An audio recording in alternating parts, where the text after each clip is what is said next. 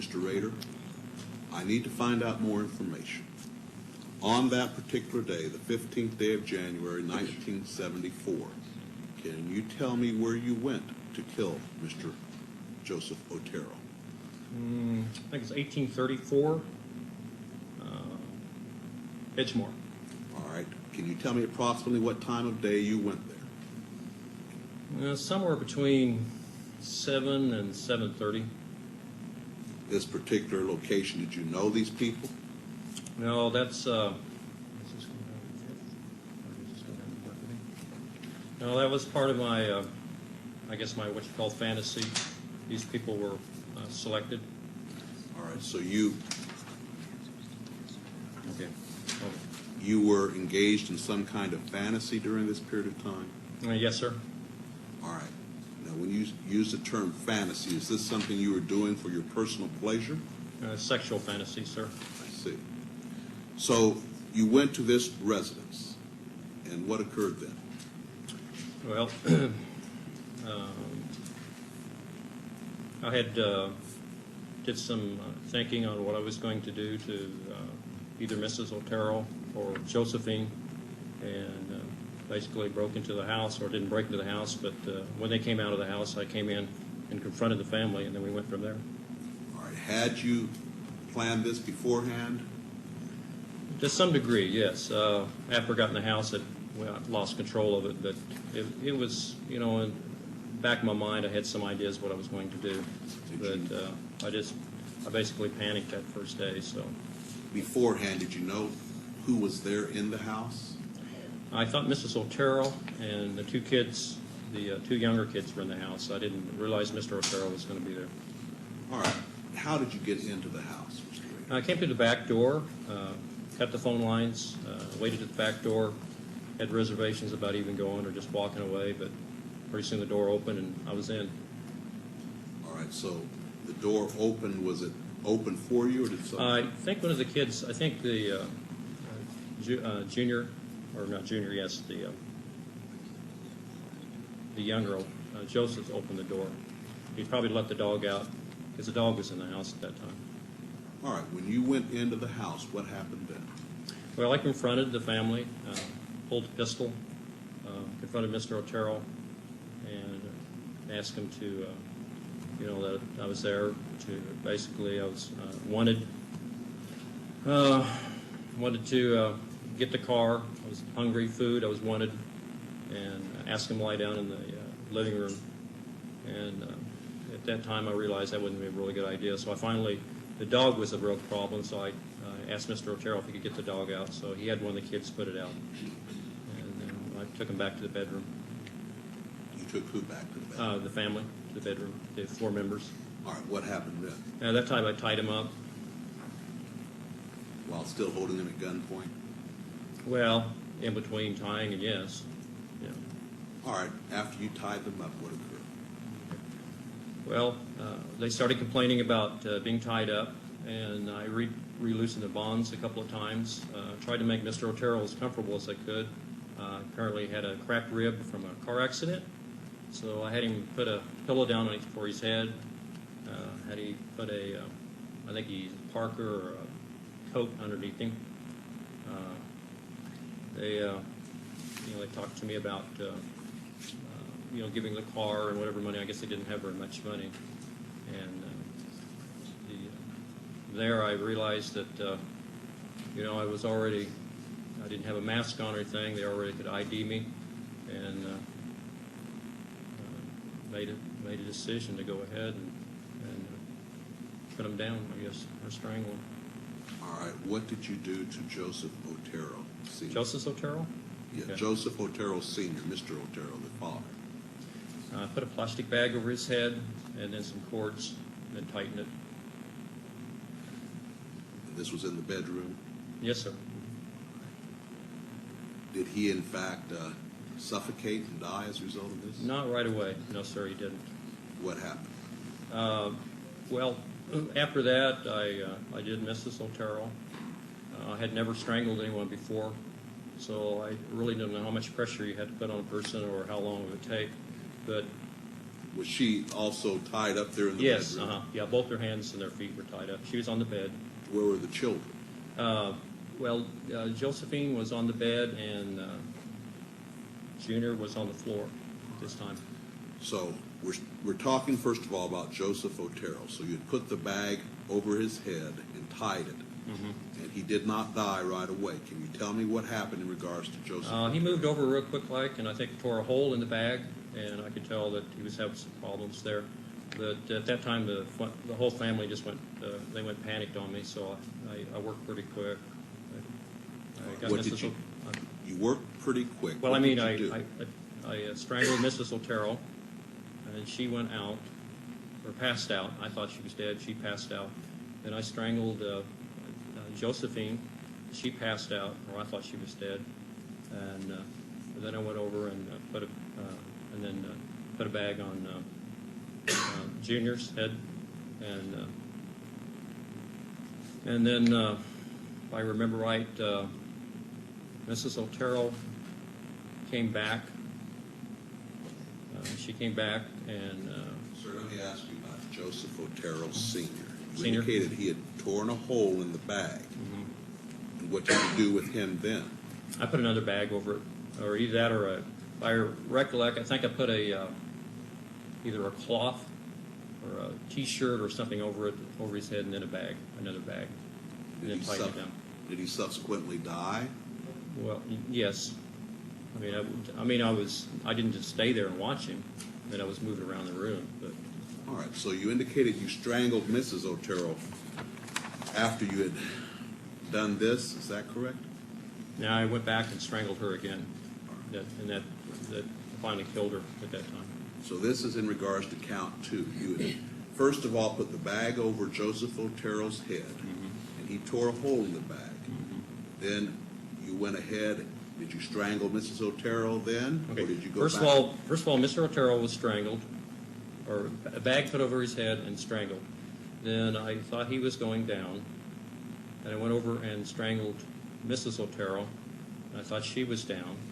Then I strangled Josephine, thought she was down, and then I went over to Junior and put the bag on his head. After that, Mrs. Otero woke back up, and she was pretty upset and what's going on. So I came back, and at that point in time, strangled her for the death strangle at that time. With your hands or what? No, with a cord, with a rope. And then I think at that point in time, I redid Mr. Otero, put the bag over his head, went over, and then took Junior. Before that, she asked me to save her son. So I actually had taken the bag off, and then I was really upset at that point in time. So basically, when Mr. Otero was down, Mrs. Otero was down, I went ahead and took Junior. I put another bag over his head and took him to the other bedroom at that time. What did you do then? Put a bag over his head. I put a cloth over his head, a T-shirt, and a bag so he couldn't tear a hole in it. And he subsequently died from that. And then when I went back, Josephine had woke back up. What did you do then? And I took her to the basement and eventually hung her. All right, you hung her in the basement? Yes, sir. All right, did you do anything else at that time? Yes, I had some sexual fantasies. But that was after she was hung. All right. What did you do then? Went through the house, kind of cleaned it up. It's called the right-hand rule. You go from room to room. Picked everything up. I think I took Mr. Otero's watch. I guess I took a radio. I'd forgot about that, but apparently I took a radio. Why did you take these things? I don't know. I have no idea. Just What happened then? I got the keys to the car. In fact, I had the keys, I think, earlier before that because I wanted to make sure I had a way of getting out of the house. And clean the house up a little bit, make sure everything's packed up, and left through the front door. And went over to their car, and then drove over to Dillon's, and left the car there, and then eventually walked back to my car. All right. Now, sir, from what you have just said, I take it that the Actually, you've told me applied to both counts one, all of counts 1, 2, 3, and 4. Is that correct? Yes, sir. Now, Mr.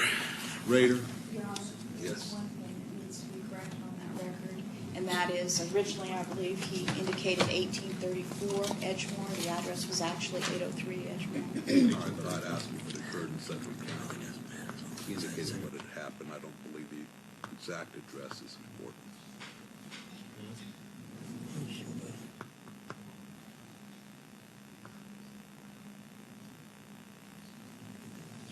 All right, Mr. Rader, we will now turn to count 5. In that count, it is claimed that on or about the 4th day of April, 1974, in Sedgwick County, Kansas, that you unlawfully killed Catherine Bright maliciously, willfully, deliberately, and with premeditation by strangulation and stabbing, inflicting injuries from which she did die on April 4th, 1974. Can you tell me what occurred on that day?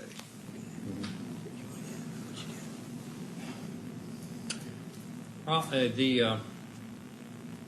know how to exactly say that. I had many, what I call them projects. There were different people in the town that I followed, watched. Kathleen Bright was one of the next targets, I guess, as I would indicate. How did you select her? Just driving by one day, and I saw her go in the house with somebody else, and I thought that's a possibility. There was many places in the area, College Hill, they're all over Wichita. But anyway, it just was basically a selection process. Work toward it. If it didn't work, I just move on to something else. But my kind of person, stalking and scrolling, you go through the trolling stage and then a stalking stage. She was in the stalking stage when this happened. All right, sir. So you identified Catherine Bright as a potential victim. Yes, sir. What did you do here in Sedgwick County then? Pardon? What did you do then here in Sedgwick County? On this particular day, Yes. I broke into the house and waited for her to come home. How did you break into the house? Through the back door on the east side. All right, and you waited for her to come home. Where Yes, did sir. you wait? In the house there, probably close to the bedroom. I walked through the house and kind of figured out where I'd be if they came through. All right. What happened then? She and Kevin Bright came in. I wasn't expecting him to be there. And come find out, I guess they were related. That time I approached him and told him I was wanted in California, needed some car. Basically the same thing that I told the Turtles. Kind of ease them, make them feel better. And proceeded to, I think I had him tie her up first. And then I tied him up or vice versa. I don't remember right now. At that Now, time. let me ask, you indicated that you had some items to tie these people with. Did you bring these items, both the Oteros and to this location? The Turtles I did. I'm not really sure on the Brights. There was some, when I was working with the police, there was some controversy on that.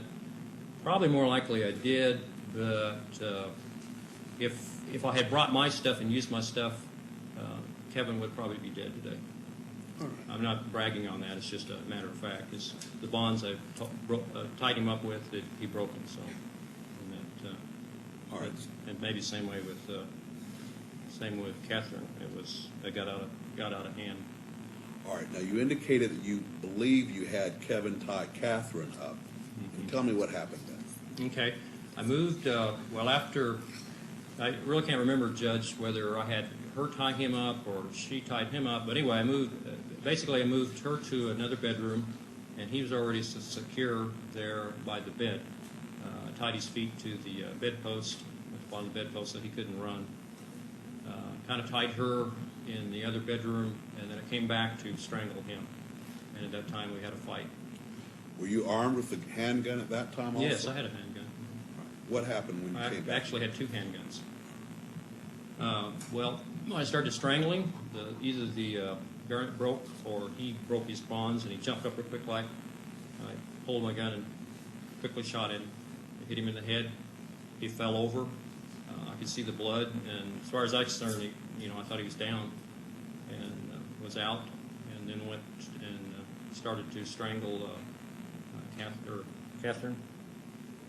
And then we started fighting because bonds weren't very good. And so back and forth. We fought. You and Catherine? Yeah, we fought. And I got the best of her, and I thought she was going down, and then I could hear some movement in the other room. So I went back, and Kevin, no, I thought she was going down, and I went back to the other bedroom where Kevin was at, and I tried to re-strangle him at that time, and he jumped up, and we fought, and he at that time shot me because he got my pistol that was in my shoulder here. I had my Magnum in my shoulder, so Shoulder holster? Hmm? Did you have it in a shoulder holster? Yes, and I had the Magnum in my shoulder holster. The other one was a .22. And we fought at that point in time, and I thought it was going to go off. I jammed the gun, stuck my finger in there, jammed it. And I think he thought that was the only gun I had, because once I either bit his finger or hit him or something got away, and I used the .22 and shot him one more time. And I thought he was down for good that time. All right, so you shot him a second time. Yes, sir. What happened then? Went back to finish the job on Catherine, and she was fighting. And at that point in time, I've been fighting her, and then I heard I don't know whether I was basically losing control. The strangulation wasn't working on her, and I used a knife on her. You say you used a knife on Yes, her. yes. What did you do with the knife? I stabbed her. She said either stabbed 2 or 3 times, either here or here. Maybe 2 back here and 1 here, or maybe just 2 times back here. You were pointing to your lower back and your Yeah, underneath the ribs. and your lower abdomen. Yeah, underneath the ribs, up underneath the ribs. So after you stabbed her, what happened? Actually, I think at that point in time, well, it was a total mess because I didn't have control on it. She was bleeding. She went down. I think I just went back to check on Kevin, or at that basically same time I heard him escape. It could be one of the two. But all of a sudden the front door of the house was open and he was gone. And I tell you what I thought. I thought the police were coming at that time. I heard the door open. I thought, no, that's it. And I stepped out there, and I could see him running down the street. So I quickly cleaned up everything that I could and left. All right, now, Mr. Rader, you indicated that at the Oteros you did not have a mask on. Did you have a mask on at the Brights? No, I didn't. All right, so what happened then? I already had the keys to the cars, and I thought I had the right key to the right car. I ran out to their car, and I think it was a pickup out there, and I tried it, didn't work, and at that point in time, he was gone, running down the street. I thought, yeah, I'm in trouble. So I tried it, didn't work, so I just took off, ran, and went east, and then worked back toward the WSU campus where my car was parked. All right, so you had parked your car at the Wichita State University Yes, sir, campus? on the campus, How far away was the Brights residence? Oh, I parked, was that 13th? And they were on 13th. Was it 17th? Yeah. I was just about 1 block south of 17th where the car was. There's a park there. I parked by that park. And then I walked to 13th to the Brights residence. So I basically ran back. All right, so you were able to get to your car and get away. Yes, sir. Now let's turn to count number 6. In that count, they claim on March 17th, 1977, in Sedgwick County, Kansas, that you unlawfully killed Shirley Bayan maliciously, willfully, deliberately, and with premeditation by strangulation, inflicting injuries from which she did die on March 17th, 1977. Can you tell me what you did on that day? As before, Bayan was actually on that one, she was completely random. There was actually someone across from Dillon's was a potential target. It was called Project Green, I think. I had project numbers assigned to it. And that particular day, I drove to Dillon's, parked in the parking lot, watched this particular residence, and then got out of the car and walked over to it. It's probably the police report, the address. I don't remember the address now. Knocked, nobody answered it. So I was all keyed up, so I just started going through the neighborhood. I'd been into the neighborhood before. I kind of knew a little of the layout of the neighborhood. I've been through the back alleys, knew where some certain people lived. While I was walking down Hydraulic, I met a young boy and asked him if he could ID some pictures. kind of was a rust, I guess, or roost, as you call it, and kind of feel it out. And saw where he went, and I went to another address and knocked on the door. Nobody opened the door, so I just noticed where he went and went to that house, and we went from there. Now, you call these projects, were these sexual fantasies also? Potential hits. In my world, that's what I call them. All right. So They're you called went, projects, hits. all right, and why did you have these potential hits? Was this to gratify some sexual interest? Or? Yes, sir. I had a lot of them, so it's just if one didn't work out, I just moved to another one. All right. So, as I'm to understand it, then on the 17th of March, 1977, you saw this little boy go into a residence, and you tried another residence. Sir? No one was there. You tried another residence. No one was there, so you went to the residence with the little boy. And I watched where he went. What happened then? After I tried this once residence, nobody came to the door. I went to this house where he went in, knocked on the door, and told him I was a private detective. Showed him a picture that I had just showed the boy, and asked him if they could ID the picture.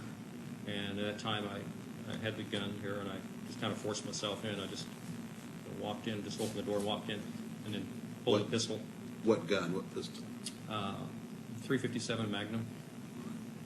So you only had one gun with you this time? Yes, sir. What happened then? I told Mrs. Diane that I had a problem with sexual fantasies, that I was going to tie her up, and that I might have to tie the kids up, and that she would cooperate with me at that time. We went back. She was extremely nervous. I think she even smoked a cigarette. And we went back to one of the back areas of the porch, explained to her that I had done this before. And I think at that point in time, I think she was sick because she had her night robe on. And I think if I remember right, she had been sick. And I think she came out of the bedroom when I went in the house. So anyway, we went back to her bedroom, and I proceeded to tie the kids up, and they started crying and got real upset. So I said, "No, this is not going to work." So we moved them to the bathroom.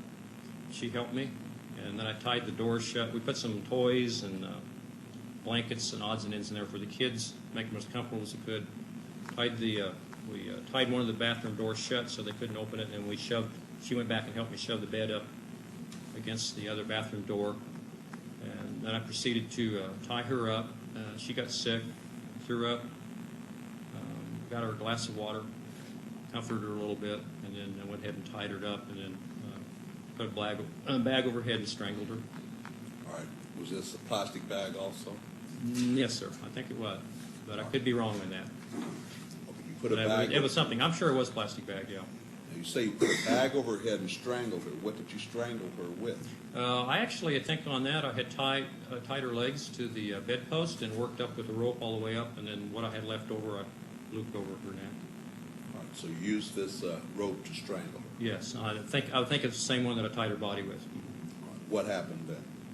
Well, the kids were really banging on the door, hollering, and screaming, and then the telephone rang, and they had talked about earlier that the neighbor was going to check on them, so I cleaned everything up real quick and got out of there, left, and went back into my car.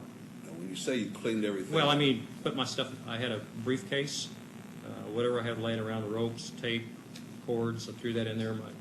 Whatever, that I had that I brought in the house. had you brought that to the bride residence also? Or? Now there is some. I think there was some basic stuff, but I don't remember bringing total stuff like I did to some of the others. Was this a kit that you had prepared? Yeah, beforehand? Yes, I called it my hit kit. All right, sir. You left the Vian residence, and had you parked your vehicle near Yeah, there? and it's still in the same parking lot there at Dillon's, at Hydraulic and what is that? Harry? Lincoln and Hydraulic. All right, in count 7, it is claimed that on the 8th day of December, 1977, in Sedgwick County, Kansas, that you unlawfully killed a human being, that being Nancy Fox, maliciously, willfully, deliberately, and with premeditation, by strangulation, inflicting injuries from which the said Nancy Fox did die on December 8th, 1977. Can you tell me what you did on that day here in Sedgwick County? Nancy Fox was another one of the projects. when I was trolling the area, I noticed her go in the house one night. Sometimes I would, and anyway, I put her down as a potential victim. Let me ask you one thing, Mr. Rader. You've used that term when you were patrolling the area. What do you mean by that? It's called stalking or trolling. So you were not working in any form or fashion. You Well, were just... I don't know if you read much about serial killers, they go through what they call the different phases. That's one of the phases they go through as a trolling stage. Basically you're looking for a victim at that time, and that you could be trolling for months or years. But once you lock in on a certain person, then you become stalking, and that might be several of them. But you really home in on that person. They basically become that's the victim, or that's what you want to do. He said trolling with a T, not a trolling. He did say trolling.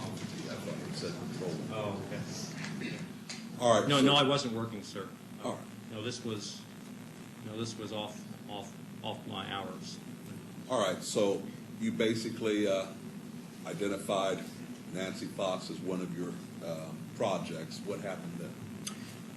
At first, she was spotted, and then I did a little homework. I dropped by once to check the mailbox to see what her name was, found out where she worked, stopped by there once at Hillsburg, and kind of sized her up.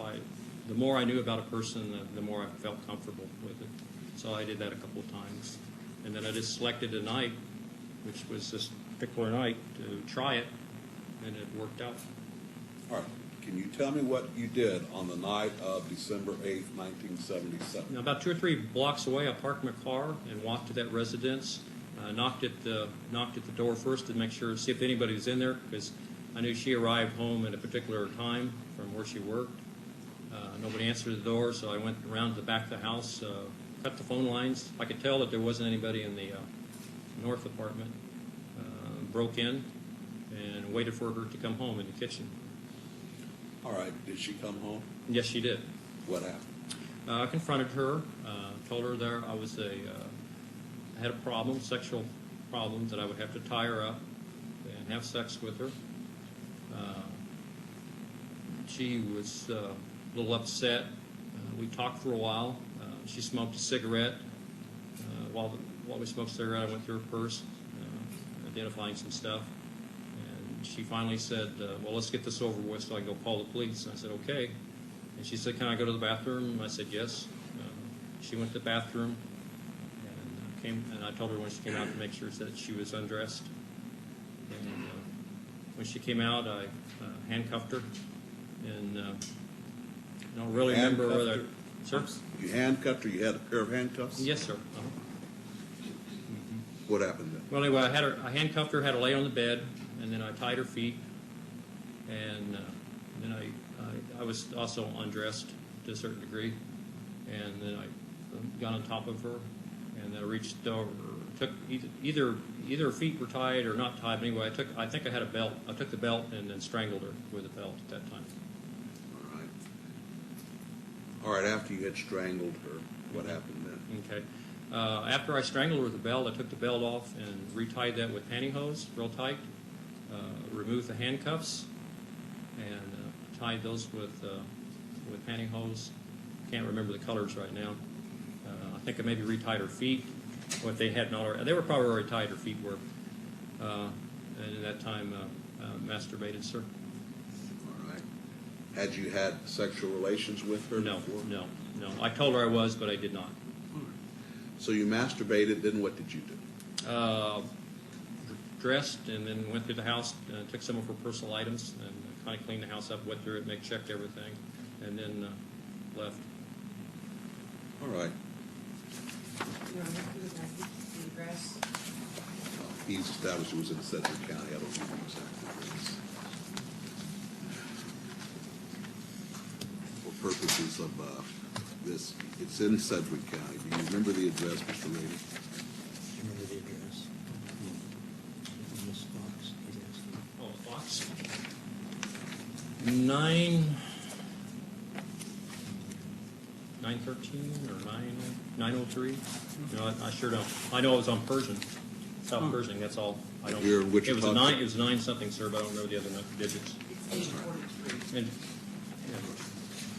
The address, as I said, is really not important, as long as you remember it happened here in Wichita, Sedgwick County, Yes, sir. Kansas. All right, sir, let's turn to count 8. In count 8, it is claimed that on or about the 27th day of April 1985 to the 28th day of April 1985 in Sedgwick County, Kansas, it is claimed that you unlawfully killed a human being, Maureen Hedge, maliciously, willfully, deliberately, and with premeditation by strangulation, inflicting injuries from which Maureen Hedge did die on April 27, 1985. Can you tell me what occurred on that day? well, actually, kind of like the others, she was chosen. I went through the different phases, stalking phase, and since she lived down the street from me, I could watch the coming and going quite easily. On that particular date, I had a other commitment. I came back from that commitment, parked my car over at Woodlawn and 21st Street at Bowling Alley there at that time.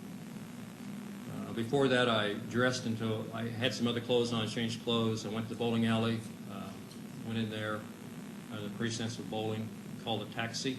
Had a taxi take me out to Park City. Had my kit with me as a bowling bag. All right, that was Park City in Sedgwick County, Yes, sir. Kansas? Uh-huh. All right, you had the taxi take you to Park City. What happened then? There, I pretended that I was a little drunk. I just took some beer and forced it around my mouth, and the guy could probably smell the alcohol on me. Told him to let me out so I could get some fresh air, and I walked from where the taxi let me off over to her house. All right, where does she live? 62, 42, 54, 62, 54, 62, 54, What was North that? Independence. All right, when you walked over there, what happened next? Well, as before, I was going to have sexual fantasy, so I brought my hit kit, and lo and behold, her car was there. I thought, gee, she's not supposed to be home. So I very carefully snuck into the house, kind of like a cat burglar, and after checking the house, she wasn't there. So about that time, the doors rattled, so I went back to one of the bedrooms and hid back there in one of the bedrooms. She came in with a male visitor. They were there for maybe an hour or so. He left. I waited till wee hours in the morning, and then proceeded to sneak into her bedroom and flip the lights on real quick, or I think the bathroom lights. I didn't want to flip her lights on, and she screamed, and I jumped on the bed and strangled her manually. All right. Now, were you wearing any kind of disguise or mask at this time? No. You indicated this woman lived down the street from you. Did she know you? Casually, we'd walk by and wave. She liked to work in her yard as well as I like to work. It's just a neighborly type thing. It wasn't anything personal. I mean, just a neighbor. All right, so she was in her bed when you turned on the lights in the bathroom? Yeah, the bathroom, so I could get some light in there. All right, what did you do then? No, I manually strangled her when she started to scream. So you used your hands? Yes, sir. And you strangled her? Did she die? Yes. All right, what did you do then? After that, since I was in the sexual fantasy, I went ahead and stripped her, and probably went ahead and I'm not sure if I tied her up at that point in time. But anyway, she was nude. I put her on a blanket, went through her purse, some personal items in the house, figured out how I was going to get her out of there. Eventually moved her to the trunk of the car. Took the car over to Christ Lutheran Church. This is with the older church. And took some pictures of her. All right, you took some photographs of her. What kind of camera did you use? Poor Lord. Did you keep those photographs? Yes, the police probably have them. All right, what happened then? That was it.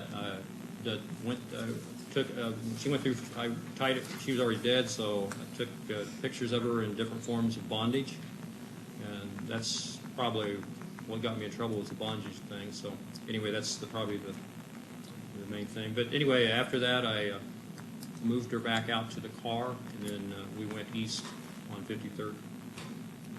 All right, what occurred then? Sir? What happened then? Oh, trying to find a place to hide her, hide the body.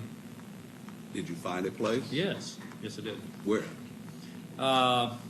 Couldn't tell you without looking at a map, but it was on 53rd, between Greenwich, maybe. Maybe what's the other one between Greenwich? Rock? Man, Webb.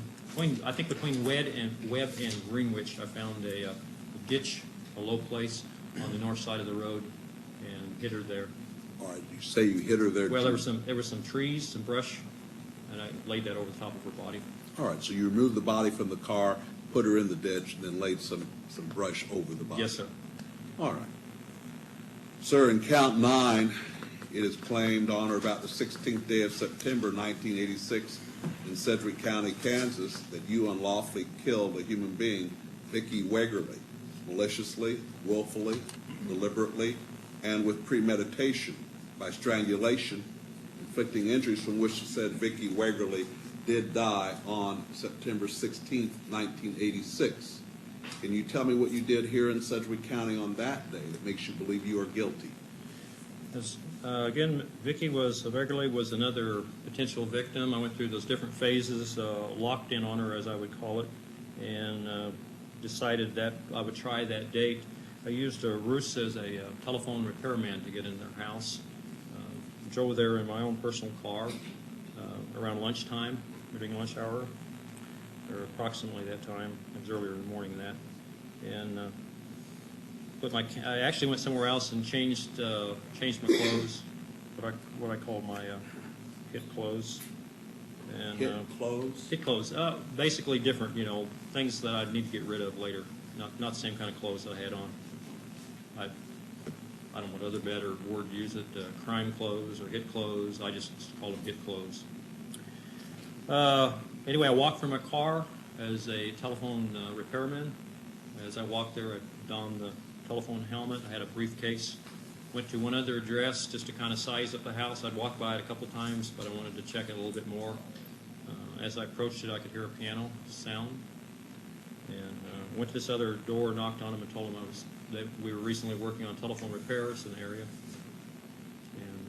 And went to her and knocked on the door and asked her if I could come check her telephone lines inside. Did she allow you in? Yes, she did. What happened then?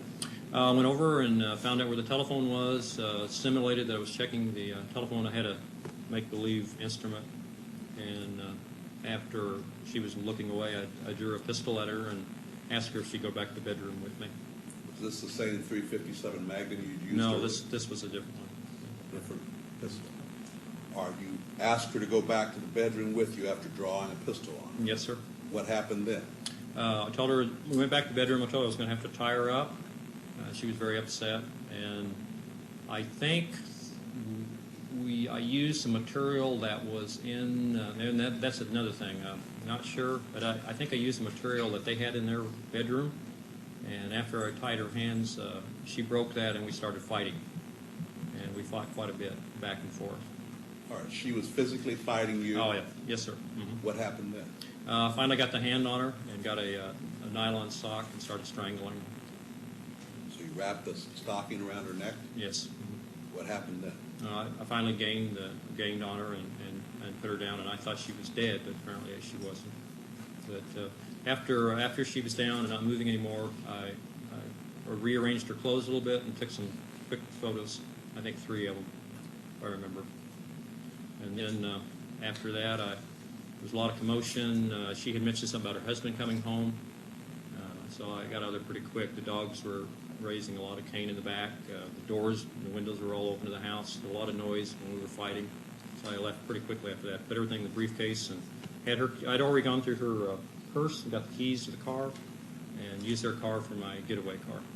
All right, now you indicate that you thought that she was dead. Did you discover later that she was not dead? Yes, I guess the paramedics arrived and they tried to attempt to revive her, and that failed. I don't know whether she died there or on the way to the hospital or at the hospital. I don't recollect. But you later found out that she did die as a result of your strangulation. Yes. Now, sir, let's turn to count 10. In that count, it's claimed that on or about the 18th day of January 1991 to the 19th day of January 1991, in the county of Sedgwick, state of Kansas, that you did then and there unlawfully kill a human being, that being Dolores E. Davis, maliciously, willfully, deliberately, and with premeditation by strangulation, inflicting injuries from which the said Dolores E. Davis did die on January 19th, 1991. Mr. Rader, please tell me what you did here in Sedgwick County, Kansas on that day that makes you believe you're guilty. That particular day I had some commitments. I left those, went to one place, changed my clothes, went to another place, parked my car, finally made arrangements on my hit kit, my clothes, and then walked to that residence. After spending some time at that residence, it was very cold at night. Had reservations about going in. I had cased the place before, and I really couldn't figure out how to get in, and she was in the house, so I finally just selected a concrete block and threw it through the plate glass window on the east and came on in. All right, where is this residence located? It's on Hillside, but I couldn't give you the address. I know it's probably 61, probably 62 something. Oh, it's 62 something. North or south? North Hillside. All right, so you used a concrete block to break the window? Mm-hmm. Plate glass window, patio door. Mm-hmm. What happened then? Noise. I just went in. She came out of the bedroom and thought that a car had hit her house, and I told her that I used the roofs of being wanted. I was on the run. I needed food, car, warm up, and I asked her. I handcuffed her and kind of talked to her. Told her that I would like to get some food, get her keys, her car, and kind of rest assured, talked with her a little bit and calmed her down a little bit. And then eventually I checked, I think she was still handcuffed. I went back and checked out where the car was, stimulated getting some food, odds and ends in the house that I was leaving. Then went back and removed her handcuffs and then tied her up. And then eventually strangled her. Or you say eventually strangled her? Well, after I tied her up, I went through some things in the room there and then strangled her. All right, you say you went through, were you looking for something? Mm-hmm. Well, some personal items, yes. I took some personal items from there. Did you take personal items in every one of these incidents? I did on the hedge. I don't remember anything of Vicky's place. We have Cheryl's, we got the watch and the radio. I don't think I did any in Bright's. Vian's, no, I don't think so. Fox, yes, I took some things from Fox. It was hit and miss. All right. But Probably if it was a controlled situation where I had more time, I took something, but if it was a confusion and other things, I didn't, because I was trying to get out of there. All right, so in regard to the Davis matter, you went around the room, took a few personal things. What did you do then? Strangled her, What did you strangle her with? pantyhose. All right, what happened then? Did she Kind of like Mrs. Hedge. I already figured out I had a plan on leaving and put her in a blanket and drug her to the car and put her in the trunk of the car. So you were able to strangle her to death with these pantyhose? Yes, sir. All right, you put her in your car. In her or car. In the car. Her car. The trunk of her car. What happened then? I really had a commitment I needed to go to, so I moved her to one spot, took her out of her car. This gets complicated. Then the stuff I had, clothes, gun, whatever, I took that to another spot in her car, dumped that off. Okay. Then took her car back to her house, left that, let me think now. Okay. In the interim, I took her car back to her house. In the interim, I realized that I had lost one of my guns. I dropped it somewhere. So I was trying to figure out where my gun was. So I went back in the house, realized I had dropped it when I broke the plate glass window. It dropped and fell on the floor right there, and I found it right there.